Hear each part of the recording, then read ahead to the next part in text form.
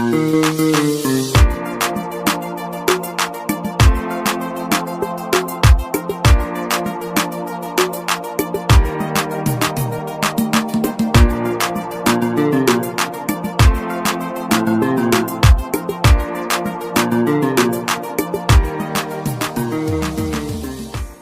savez, cette étude est importante pour deux raisons. Elle est importante pour nous en tant que personne. Elle est aussi importante pour nous en tant que témoins. Dis Amen. Quand en tant que personne, c'est que toi, tu dois combattre pour ta vie. Mais autour de toi, il y a des gens qui ont besoin de ton combat aussi. Parce qu'ils ne savent pas ces choses. Mais ils ont besoin de ton aide pour prier pour eux. Est-ce qu'on est ensemble? Nous revenons sur notre texte de base. Éphésiens chapitre 6, le verset 12. Éphésiens chapitre 6, le verset 12. Je peux faire la lecture? Car nous n'avons pas à lutter contre la chair et le sang, mais contre les dominations, contre les autorités, contre les princes de ce monde de ténèbres, contre les esprits méchants dans les lieux célestes. Dis Amen. Donc on comprend que notre combat s'adresse à 4 classes d'esprits. Et nous devons comprendre qui sont ces classes pour mieux les combattre. Dis Amen. Vous savez, la Bible dit que c'est la vérité qui est affranchie. La vérité, c'est la parole de Dieu. Souvent, quand on fait des délivrances, des combats spirituels, on s'adresse aux démons. Qui es-tu? D'où viens-tu? Mais ce n'est pas ça qui doit nous intéresser. Ce n'est pas ce qu'il nous dit qui doit nous intéresser. C'est ce que la Bible dit qui doit nous intéresser. Si on sait ce que la Bible dit, on peut mieux le combattre. Et la Bible dit que notre ennemi est en 4 classes. La première classe, c'est les dominations. On va dire ensemble domination. Voilà, j'ai appelé domination les esprits territoriaux. Hein, on dit arché en grec. Mais c'est très simple, domination. Pour te rappeler, domination. Des esprits qui veulent dominer sur des nations. La nation peut être comprise en termes géographiques. C'est un lieu géographique, c'est un pays, c'est un village, c'est une ville. Dès que tu viens de ce pays, dès que tu viens de ce village, de cette ville-là, il y a une influence qui s'exerce sur toi. Est-ce qu'on est ensemble? Et tu dois la briser. C'est ça la domination, c'est un esprit territorial. Nation peut être compris aussi en termes de groupe de personnes. Donc, une famille, par exemple, peut être considérée comme une nation. C'est ce que la Bible dit. Hein? Quand Isaac et Rebecca avaient 2 enfants, c'était Jacob et Ésaü, qui se battaient dans le ventre de leur mère. N'est-ce pas? La Bible dit, je vois 2 nations. Donc, chaque personne qui crée une famille, en fait, crée une nation. Amen. Est-ce qu'on est d'accord? Donc, la domination peut concerner une nation géographique. Mais la domination peut concerner une nation humaine, c'est-à-dire une famille. Donc, les esprits, les dominations sont des esprits territoriaux ou des esprits de famille.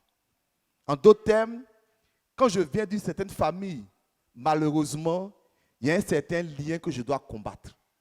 Quand je viens d'une certaine nation, il y a un certain lien que je dois combattre. Comment je le sais? C'est quand je vois tous les gens de la même nation, c'est-à-dire du même groupe ethnique, de la même région, ou tous les gens de la même famille qui ont le même problème. Est-ce qu'on est ensemble? Ça se voit, hein? Soit des problèmes de mariage, des problèmes de travail, des problèmes de santé, des problèmes de mort inexpliqués à un certain âge. Je me rappelle quand Bishop John est venu la première fois, il était venu avec Bishop Gerald Davis, et puis ils ont propulsé sur moi. Ils ne savaient pas où. Il dit, la plupart des hommes de ta famille meurent de crise cardiaque autour de 50 ans. J'ai vu que c'était un peu vrai. C'est vrai. S'il ne meurt pas, au moins il faut une crise. Il dit, toi, je prie maintenant pour que tu sois sorti de ce lien. Donc, je veux dire, c'est un problème de famille. Et comme je l'ai dit, souvent c'est indépendant de notre position spirituelle. Il faut qu'on soit clair dessus. Amen. Et j'ai pris l'exemple d'Abraham, d'Isaac et de Jacob, qui étaient des hommes que Dieu agréait. Et pourtant, on a vu qu'il y avait un problème de stérilité dans leur famille. Abraham a épousé une femme stérile, Isaac a épousé une femme stérile, Jacob a épousé une femme stérile. Il y a beaucoup de femmes dans Canaan, comment ils tombent que sur les femmes stériles? Ça veut dire qu'il y a un lien qui était en train de travailler dans leur famille. Mais que Dieu nous libère. Je n'ai pas bien entendu toi, amen. On a pris un moment de prière contre les esprits territoriaux. Je crois que Dieu nous a entendus. Ensuite, en bas des esprits territoriaux, il nous a parlé des autorités. Et je vous explique que le mot est autorité, c'est le mot grec exousia. Dis avec moi exousia. Ça vient du mot grec, c'est légal. Donc, si une principauté, c'est-à-dire une domination, est une puissance territoriale, une autorité est une puissance légale. En d'autres termes, il y a une alliance qui a été faite, ce qu'on appelle un autel. Il y a une alliance qui a été faite qui permet à cette influence-là d'être dans ta vie. Ça s'appelle l'alliance avec les eaux. On a beaucoup, je voulais avoir un enfant, je suis parti, j'ai invoqué l'esprit des eaux. Amen. Ça s'appelle une nation, ça s'appelle une forêt, ça s'appelle une alliance avec un fétiche. Il y a une alliance qui est là, qui permet une influence dans ta vie. Et il faut briser cette alliance. C'est ce qu'on appelle renverser l'autel. On est d'accord? Donc les esprits territoriaux, les esprits légaux. Aujourd'hui, je vais parler d'une troisième classe. On va terminer par cette classe parce qu'à partir de la semaine prochaine, on va commencer notre programme de jeûne. Voilà. Donc aujourd'hui, on va terminer sur l'étude parce qu'après, c'est les esprits méchants. Je n'ai pas trop enseigné sur eux. On doit les chasser simplement. Si on a compris le principe, on chasse les petits, les lacrous là. Eux-mêmes vont se chercher. Si on a attaqué les généraux, les colonels, les capitaines, les lacrous vont se chercher. Donc, la troisième classe s'appelle ici contre les princes de ce monde des ténèbres. Et j'appelle ces princes-là, les esprits tyranniques, les puissances tyranniques. Donc, il y a les puissances territoriales, les puissances légales et puis les puissances tyranniques. Vous savez, on a souvent un problème, pas un problème, un challenge avec la traduction. Parce que le mot prince de ce monde des ténèbres, cette formule un peu longue, est la traduction d'un seul mot. Le mot grec, c'est le mot cosmokrator. Cosmokrator. Ça veut dire du mot cosmo, qui veut dire le mot cosmos, ça veut dire le monde. Et il ne s'agit pas du monde ici qu'on voit comme ça. Hein? On se comprend, non? C'est le système qui s'oppose à Dieu. C'est dans ce cas qu'on dit le diable est le prince de ce monde. Donc, le prince du cosmos. Donc, le cosmos ici, là, c'est le monde, mais pas le monde visible, le monde des ténèbres. Et la Bible dit que dans ce monde des ténèbres-là, il y a des krators. Pour comprendre ce que c'est un krator, on va prendre le mot Kratos. Kratos était le dieu grec. C'est le dieu grec de la force. De la force. Il avait 3 frères ou sœurs. Un qui s'appelle Niké. Malheureusement, bon, les gens disent mal le nom. Hein, c'est ça que sur les gens disent Nike. C'est la déesse grecque de la victoire. Hein, c'est Niké. Donc tu dis Nike, tout ça là, tu mens. Mais ce n'est pas vraiment laisser ça. Ce n'est pas notre thème aujourd'hui. Hein? Ce n'est pas vraiment, on laisser ça. Donc Niké est la déesse de la victoire. Il avait un frère qui s'appelle Bia, qui veut dire force. Et puis un autre qui s'appelle Zélos, qui veut dire la rivalité. Donc Kratos, c'est la force, c'est la victoire absolue. Amen. C'est l'oppression, c'est la rivalité. Donc le mot cosmokrator, krator veut dire quelqu'un qui vient au pouvoir par la force. Ça veut dire une sorte de tyran. Donc le cosmokrator, c'est tous ceux qui veulent s'imposer par la force dans le monde spirituel. Est-ce qu'on est d'accord? Donc c'est quoi on appelle les puissances tyranniques. Si les puissances territoriales travaillent sur la base de la nation, si les puissances légales travaillent sur la base de l'autorité, les cosmocrators, parce qu'on va prendre le nom, hein, il y a un traducteur qui s'appelle Chouraki, il a traduit en même temps les cosmocrates. Pour éviter les princes de ténèbres, c'est les cosmocrates. C'est-à-dire c'est les autocrates, c'est les dictateurs du monde des ténèbres. Donc leur volonté, c'est de régner, c'est de dominer, c'est d'assujettir.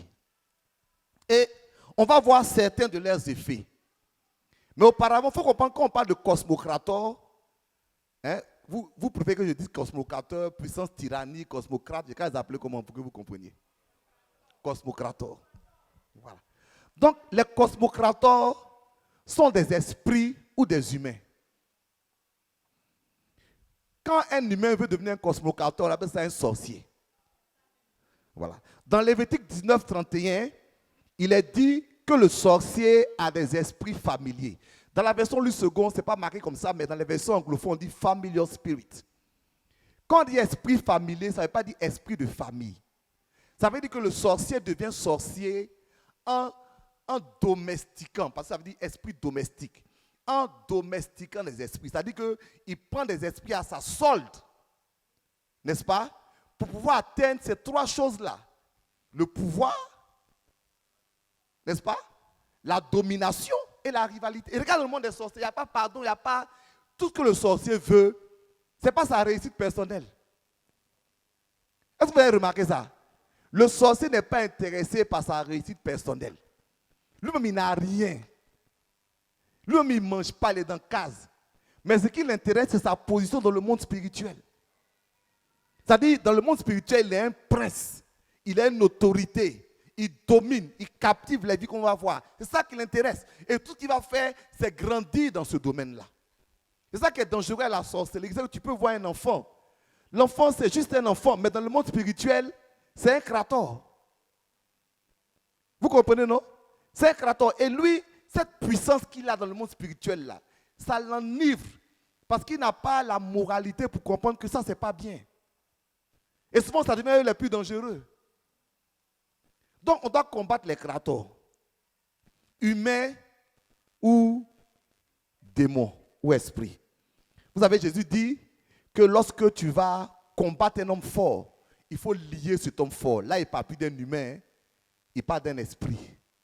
Donc, l'homme fort est le symbole du krator. Donc, aujourd'hui, là, on va voir comment vaincre l'homme fort. Et prier pour que les hommes forts, les krators, humains ou esprits, ne puissent plus dominer nos vies. Je n'ai pas entendu beaucoup de amen. Okay. On va voir quelques œuvres des cosmocrators. Ésaïe 49, 25, pardon, je reprends. Ésaïe 49, 25 dit la chose suivante. Car ainsi parle l'Éternel. Le captif de l'homme fort lui sera enlevé. Donc, l'homme fort, ou bien le cosmocrator, prend des personnes captives. Voilà. Et cette captivité-là, elle se fait voir, par exemple, dans ce qu'on appelle une addiction. On est d'accord, non? Tu es captif de la drogue. Tu es captif de la colère. Tu es captif de la pornographie. Tu es captif de la masturbation. Tu es captif de l'alcool. Pourquoi tu es captif? C'est parce que tu sais très bien que tu ne dois pas le faire. Tu as bien envie de ne pas le faire. Mais il y a une force qui t'amène à le faire. C'est une captivité. Derrière toute addiction, il y a un cosmocrator. Il y a un esprit qui te tient captif. Je dis souvent aux gens et je répète, le péché peut être volontaire, mais l'addiction est diabolique. C'est-à-dire peut-être que pour la première fois, tu avais envie, tu as fait. Ça, c'est volontaire. Mais après, tu es lié et quelque chose t'amène à faire ce que tu n'as pas envie de faire. Tu es passé du péché à l'addiction. C'est-à-dire qu'il y a un cosmocrator qui domine ta vie. On dit le captif de l'homme fort. L'homme fort tient les gens captifs par l'addiction. L'alcool, la pornographie, la colère, la drogue. La quoi? Les critiques, oui. Les critiques. La cigarette. Vous savez, moi j'ai expérimenté quelque chose, je ne sais pas si vous avez expérimenté ça aussi, avec Internet. Donc je ne sais pas si c'est à moi que c'est arrivé, mais je ne sais pas. moi, je me dis, ce qu'ils font là, c'est pas bien. Je vais penser que, parce que tu vas consulter un site de sport, un site de journal, et puis après, il y a des pop-up qui sortent comme ça. Et des femmes nues, dans des positions bizarres. Donc, à cause de ça, j'ai dû redémarrer mon ordinateur plusieurs fois. Il me dit, peut-être que je ne suis pas là un jour, qu'il va trouver mon ordinateur, il dit, oh! J'ai l'homme de Dieu. L'homme de Dieu. Hein? Il faut que je bloque ça. Oui, c'est ça. C'est les téléchargements gratuits. Là. Moi, je suis beaucoup dans la musique. Donc, souvent, je fais beaucoup de téléchargements gratuits parce qu'on télécharge des rythmes. Quand tu es de la musique, tu fais beaucoup de téléchargements. Mais tu veux télécharger ta chose gratuitement, tu es content. Déjà, il y a son derrière. Rien n'est gratuit. Mais il peut avoir des prisonniers de sport, quoi. Mais c'est ça là exactement. Mais je m'appelle tant. Est-ce que tu veux causer avec moi?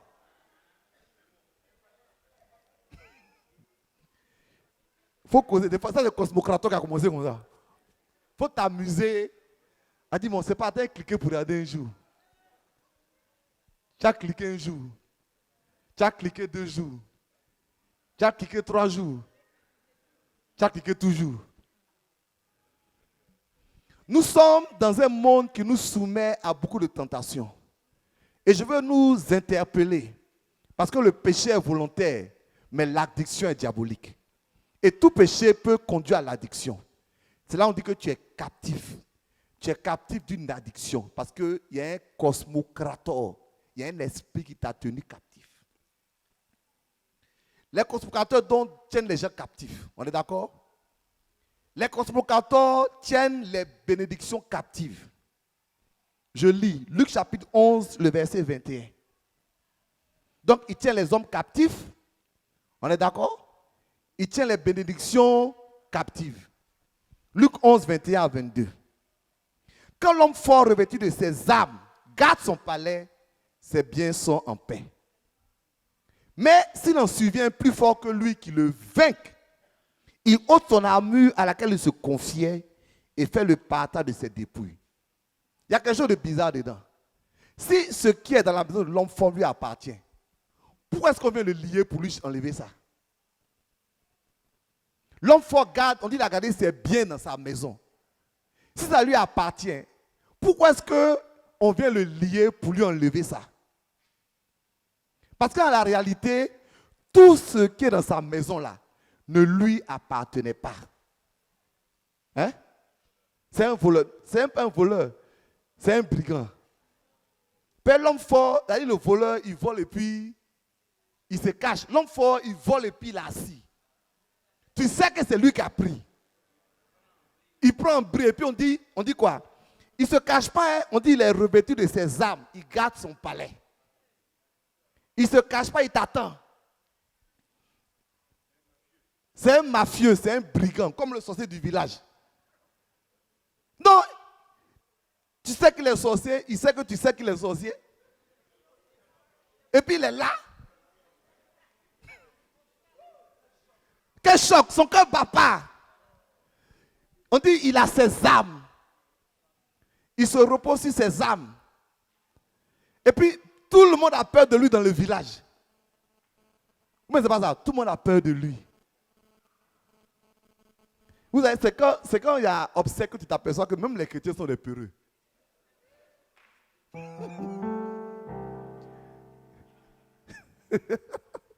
Hein? Ils sont prudents. C'est des peureux. On dit, mon frère, il faut faire ça. Si tu ne fais pas ça là, hein? On te tue. Il y a un ancien qui dit à ses parents qui ont dit, hey, il faut faire ce qu'il dit là, il y a mort d'homme dedans. Quel choc. Vous voyez, c'est un problème. Même les chrétiens sont des peureux. Pourquoi? Ils ont peur de l'homme fort. Ils ont oublié que la parabole dit que l'homme fort se garde. Il garde ses biens, mais il y a un homme plus fort que lui. Il se prend pour un brigand, mais il y a un gars qui peut le brigander. Mais c'est pas ça. On dit il a assis ses armes. L'homme il vient, il le lit. et puis il ramasse tout ce qu'il y a chez lui. Mon frère, si ton mariage est chez un homme fort, il faut dire ça suffit maintenant. Si ton travail est chez un homme fort, il faut dire ça suffit maintenant. Si ta santé est chez un homme fort, il faut dire ça suffit maintenant. L'homme plus fort est là. Et il faut invoquer la puissance de l'homme le plus fort, qu'il a lié l'homme fort. Et puis on va ramasser ce qu'il y a chez lui. Mais ce qu'il y a chez lui là, c'est pour toi. Il a assis et puis il a ton mari et puis il sourit. Hey! Quel choc. Toi aussi tu le regardes, tu passes à côté de sa maison.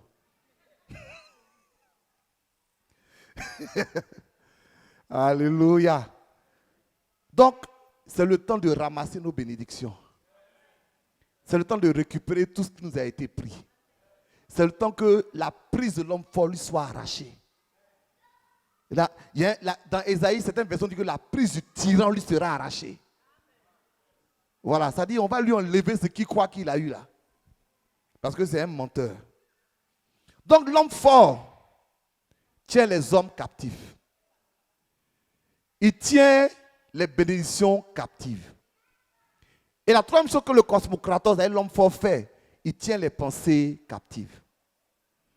Il a écrit, 2 Corinthiens chapitre 10, le verset 4 et 5, « Car les armes avec lesquelles nous combattons ne sont pas charnelles, mais elles sont puissantes par la vertu de Dieu pour renverser les forteresses. Nous renversons les raisonnements et toute hauteur qui s'élève contre la connaissance de Dieu et nous amenons toute pensée captive à l'obéissance de Christ. » Donc, ce que l'homme fort a fait, on dit qu'il a construit une forteresse. Une forteresse, c'est la même chose que le Seigneur décrit. Hein? Il dit il se retient derrière ses armes. On est d'accord? Donc, une forteresse, c'est un bâtiment qui est pris pour être imprenable. C'est ça la forteresse. Si vous avez vu les films d'avant là, on dit un château fort. Avant d'entrer dans le château, il y a l'eau. On est d'accord? Pour ne même pas que tu rentres. Il y a un pont levé, c'est-à-dire la seule façon de rentrer, c'est un pont qui descend. Quand tu veux monter, on lève le pont. Le château là même là, il y a ce qu'on appelle des meurtriers, c'est-à-dire des petits trous. Il y en a qui sont là-bas. Quand tu viens, ils vont jeter l'huile chaude sur toi. Je vais vous choquer, excusez-moi ce que je dis. Même dans les châteaux, il n'y a pas de toilette. Donc quand les gens font leurs besoins là, on garde. On garde dans une cuve. On attend les... on attend les assaillants. Dès que tu viens, on fait ça sur toi. Donc il faut t'imaginer que ça te fait. Quel choc. Et donc, tous les moyens sont là pour que le château soit imprenable. C'est ce qu'on appelle une forteresse. Et la Bible dit que nous renversons les forteresses. Parce qu'on va amener les pensées qui sont captives. Donc, les cosmocratos tiennent les pensées captives. Vous savez, même pour le salut, tu vas leur expliquer l'évangile n'importe comment. Ils vont dire c'est vrai, hein, mais ils ne vont pas accepter. Pourquoi? Parce que leur pensée est captive. Ce n'est pas leur faute. Il faut prier pour eux. Pour qu'ils soient libérés de cette pensée. La pensée captive, c'est des gens qui ont des modes de pensée. Quand tu t'assois, tu dis, mais attends. Excusez-moi, hein. Je vais m'excuser ce que je vais dire. Est-ce que mes frères pétés sont là? Est-ce que mes frères pétés sont là?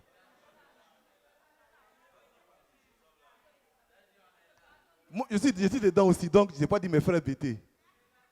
Mes frères pétés, maman est pétée, donc il peut parler aussi. Vraiment? On a besoin de sortir de la forteresse de funérailles. C'est-à-dire, tu t'assois, tu vois un cadre supérieur. Il est juge, il est commissaire, il est docteur. Tu penses qu'il va avoir un raisonnement intéressant. Mets-le devant funérailles.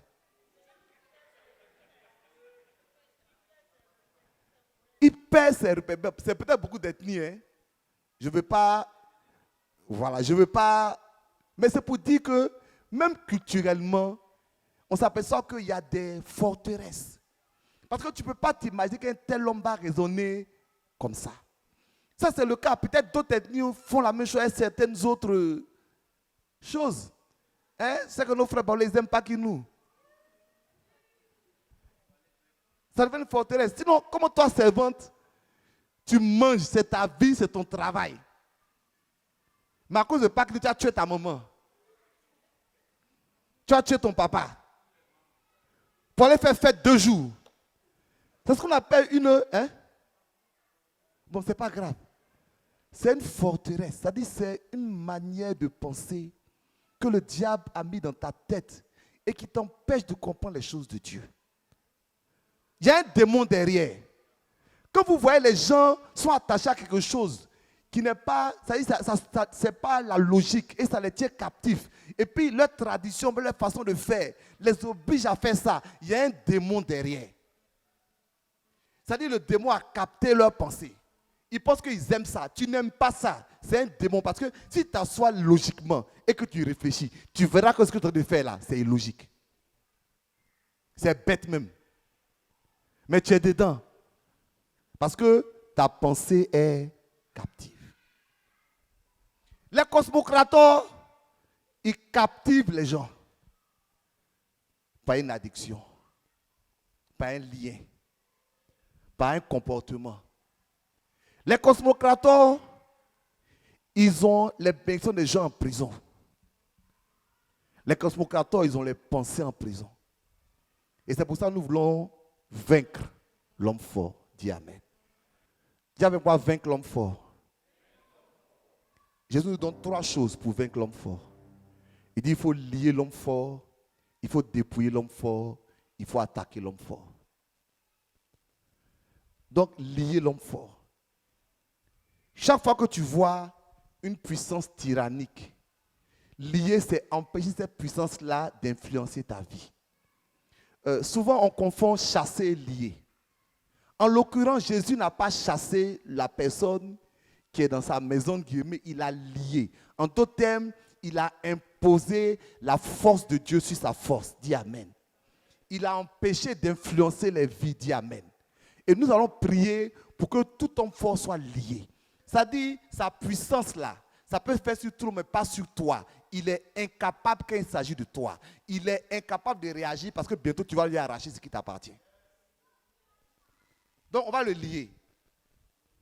Il dit, comment quelqu'un pourra-t-il entrer dans la maison de l'homme fort et piller ses biens si, premièrement, il n'a pas lié l'homme fort? Donc, tu ne peux pas commencer à dire, je possède, si tu n'as pas lié le cosmocrateur qui possède à ta place. Dis Amen. On va ensuite dépouiller l'homme fort. Il a dit, nul ne peut entrer dans la maison de l'homme fort et piller ses biens. Ou encore le dépouiller. On va prier, parce que tout ce que je fais, c'est introduire à la prière. Hein? Voilà, le lundi 15 novembre, on a notre prière d'apothéose, de 9h à midi. Vraiment, on a prié. Il faut que ta vie aille de l'avant. Il faut que tu combattes l'homme fort. Ou les hommes forts.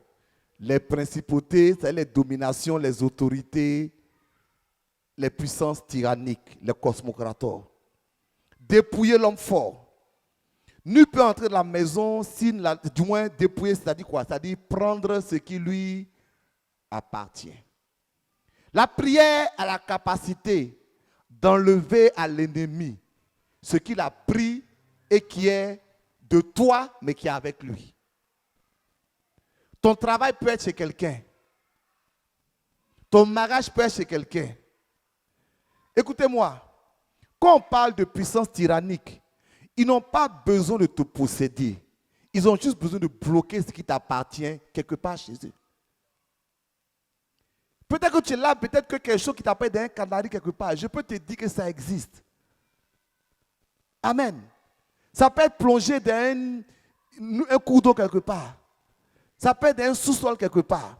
Mais au nom de Jésus, on va lier toute puissance et on va aller arracher ce qui nous appartient. C'est ça la force de la prière.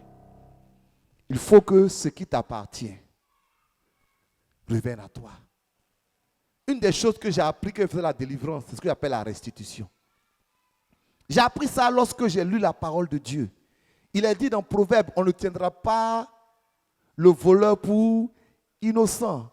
Mais si on l'attrape, il fera une restitution au septuple. Donc si on a volé tes affaires et que tu vois ta veste qui a disparu en train de se promener sur l'épaule de quelqu'un, tu fais comment? Tu fais comment? Tu vas l'attraper quelque part, tu dis, donne ma veste. Hein? Je prends tout cette veste. C'est ce qu'on dit, va rendre au septuple. Donc au nom de Jésus, que tout ce qui t'a été volé dans ta vie te soit remboursé 7 fois. Je n'ai pas dit une fois, j'ai dit 7 fois. C'est la puissance de l'accélération. Des fois, il prêche sur l'accélération. Je dis, quand Dieu veut t'accélérer, il y a plusieurs raisons. Mais une des raisons de l'accélération, c'est quand quelque chose qui devait être dans ta vie n'a pas été dans ta vie au temps indiqué parce que le diable l'a bloqué. Quand Dieu débloque là, il peut dire 7 fois, ça veut dire Dieu va appliquer. Merci ma femme, que Dieu te bénisse. Reçois la parole prophétique de ton offrande. Dieu va accélérer ce qu'il a fait. Pourquoi? Parce que tu ne peux pas être dans un processus normal. C'est pourquoi Dieu dit 7 fois. 7 fois pourquoi? Parce qu'il y a des années de retard qui sont accumulées dans ta vie. Donc il faut que Dieu accélère pour qu'en peu de temps, tu récupères tout ce que tu as perdu. Je prophétise dans le nom de Jésus que quelqu'un va récupérer tout ce qu'il a perdu parce que Dieu va l'accélérer. 7 fois. 7 fois. On va lier l'homme fort. On va dépouiller l'homme fort. Ce qui est énervant, c'est que ce qu'il appelle ses biens, tu peux le faire le fond. Ce qu'il appelle ses biens sont tes biens. C'est la partie du film qui m'énerve. Parce que la Bible n'a pas dit, on dit il est armé et il a des biens dans sa maison ou dans sa forteresse.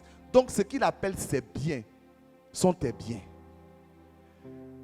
Le sorcier, il est pauvre dans le monde physique et il est riche dans le monde spirituel. J'entends quand il est spirituel, dans le monde, dans le cosmos, là, c'est un cosmocrator.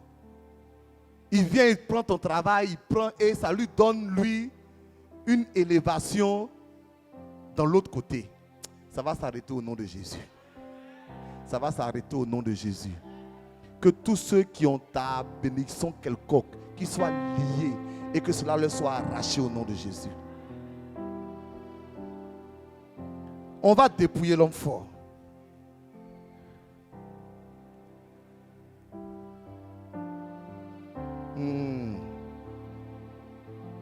Ce qu'il possède est en sécurité. Ça me fait mal. Luc 11, 21. Lorsque l'homme fort est bien armé, garde sa main, ce qu'il possède est en sécurité. Il est content. Il est malade.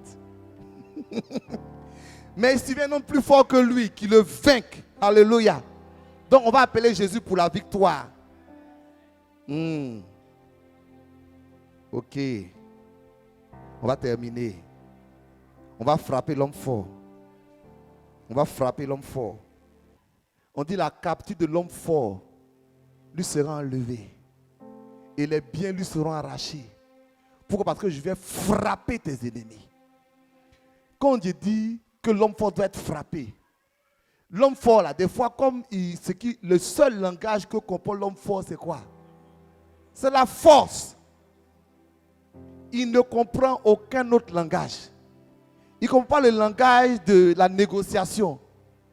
Il ne comprend pas le langage de la pitié. Il ne comprend pas ça. Il fait du mal et ça ne lui dit rien. Donc, je fais pitié. Il ne comprend même pas le langage de la logique. On était aux obsèques de notre frère Guy Marc. Et il y avait un chansonnier bêté qui disait, papa qui disait, vous les gens du village, tous nos quatre sont en train de mourir. Arrêtez ça. J'ai dit, ça ne veut pas dire qu'il est mort à cause de ça. C'est simplement un message qu'il donnait en guillemets au sorcier. Il dit, mais toi tu parles en vain. Toi tu veux conscientiser le sorcier. Hein? Comme si le sorcier avait une âme, une conscience. Tu veux le conscientiser. Tu veux le moraliser. Mais le mystère que c'est mauvais. Il fait. Sorcier tue son propre fils. C'est-à-dire, toi qui n'as rien, tu es au village. Hein? Ton fils qui est arrivé quelque part, qui t'envoie à manger, puis tu manges, tu le tues. Il a construit une maison pour toi, tu le tues. Quelle est la logique derrière? Donc, toi, tu veux conscientiser quelqu'un comme ça. Il n'y a aucune conscientisation, mon frère. Le seul langage que le cosmocrateur connaît, c'est la force. C'est pourquoi Jésus dit qu'un homme plus fort que lui vient, il le chicote, il le lit, il ramasse tout. Et que Jésus, la Bible dit d'Isaïe, il dit, le butin du prison lui sera enlevé parce que je vais frapper tes ennemis. Que Dieu frappe les hommes forts de nos vies. Dis bien Amen. Hein? Même si tu ne le connais pas, dis Amen. Même si il est à côté de toi, quand il est à côté de toi, ce n'est pas ici. Même si il est à côté de toi, dis Amen. Même si c'est ton parent, dis Amen. Même si la personne que tu aimes, dis Amen. Il faut que l'homme fort soit frappé. Parce que tu le veuilles ou non, c'est le seul langage que l'homme fort comprend.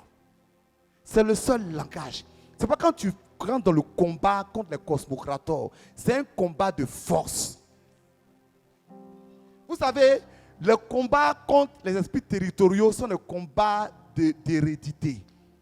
Les combats contre les esprits légaux sont des combats de légalité. Les combats contre les cosmocrateurs sont des combats de force. Ton outil, ta force, c'est le feu de Dieu. C'est le feu de Dieu que tu mets dans leur camp.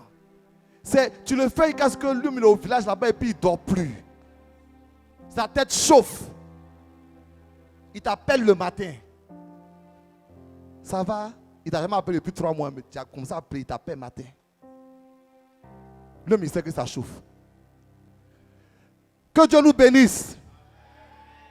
On va se tenir debout. Il faut que tu puisses vaincre l'homme fort. Que toute personne, tout tyran qui veut tenir ta vie captive, qui veut tenir tes biens captifs et qui veut tenir ta pensée captive, soit brisé au nom de Jésus. Tu ne dis pas bien Amen. Tu ne dis pas bien Amen. Je n'ai pas entendu ton Amen.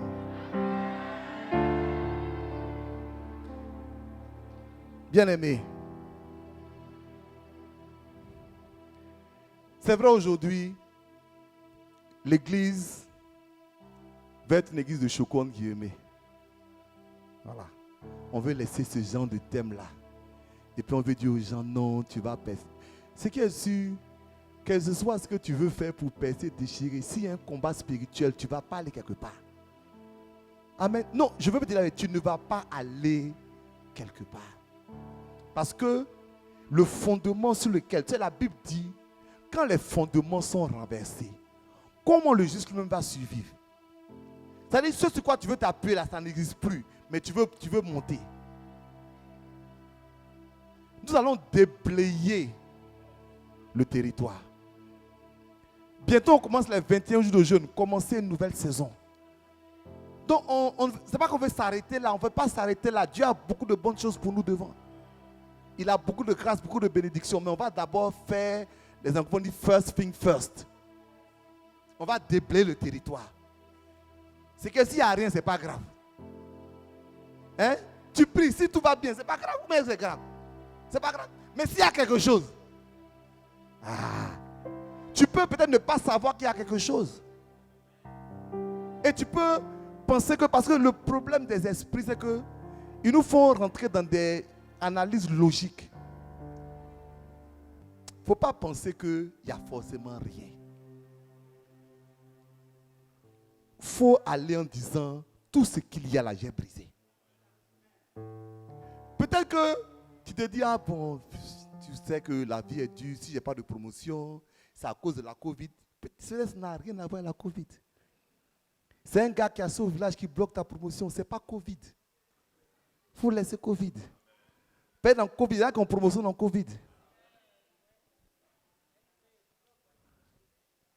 Un homme de Dieu que j'ai écouté dans cette semaine disait quelque chose, ça m'a vraiment touché parce que j'ai parlé du ciel. Il dit, la Bible dit que le Seigneur règne sur toute la terre, mais sur toi, le soleil se lève. Et il a dit quelque chose de vrai. Il dit, il y a le ciel et puis il y a le ciel. Il y a le ciel général et puis il y a le ciel personnel. Oui, il a parlé. Il y a le ciel et puis il y a le ciel. Il peut y avoir le ciel, la coupe, machin. Ce n'est pas ça le problème. C'est quel est ton ciel. C'est en dessus de toi, là, quelle est la connexion qu'il y a avec Dieu. Parce qu'il peut y avoir sur ton ciel un esprit territorial. Il empêche ta connexion avec Dieu. Il est sur ton ciel. Quelle que soit la situation du ciel, ton ciel est gâté. Et c'est pour ça qu'il faut qu'on prie. Je vous encourage à prier, bien-aimés. Le lundi, le 15, là, pardon, venez, on va prier. Que votre ciel soit dégagé. Que les fondements soient établis. On veut que ce soit une nouvelle saison, mais on ne sème pas sur une terre mélangée. On sème sur une terre dégagée. Je prophétise que ta terre est dégagée au nom de Dieu. Lève-toi, lève-toi, lève-toi, lève-toi, lève-toi. Lève-toi, lève-toi, lève-toi. Lève-toi, lève-toi, lève-toi. Tout le monde se lève. Je prophétise que ta terre est dégagée au nom de Jésus. Je prophétise que Dieu ouvre tes yeux spirituels au nom de Jésus. Je prophétise que tout ce qui s'oppose à la bénédiction de Dieu sur ta vie est brisé. Je proclame que l'homme fort est lié. Je proclame que l'homme fort est dépouillé. Je proclame que l'homme fort est frappé. Pour que ta vie aille de l'avant. Que ce que tu as te soit donné. Si ton travail a été bloqué, jusqu'à présent il est débloqué au nom de Jésus. L'enfantement est débloqué. Le mariage est débloqué. Les finances sont débloquées. La santé est débloquée. Ta vie est débloquée au nom de Jésus. Reçois cette bénédiction. Dis Amen et puis acclame le Seigneur.